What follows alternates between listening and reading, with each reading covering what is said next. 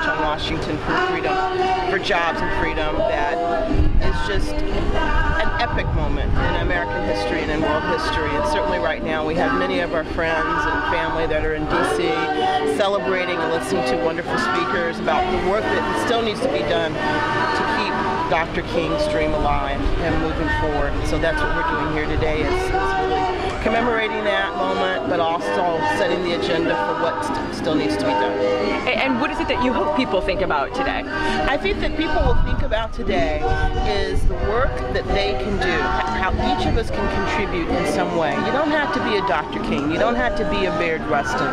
You don't have to be an icon. You just have to do your part. Every part counts, and that's what we're about here at Bayard today.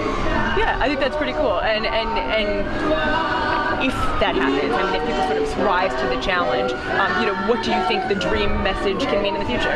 I think the dream message in the future is about diversity.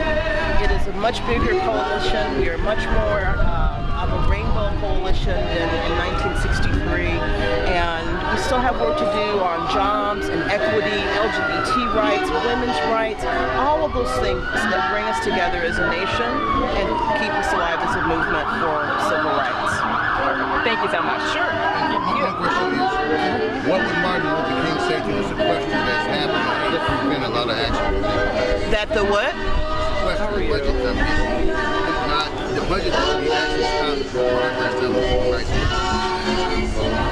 I think that Dr. King would be very active and very engaged in making sure that all the coalitional forces that represent labor, that represent our public schools, that represent our healthcare workers, that represent all of our issues that we care about, would be making sure that we stop this nonsense of sequestration.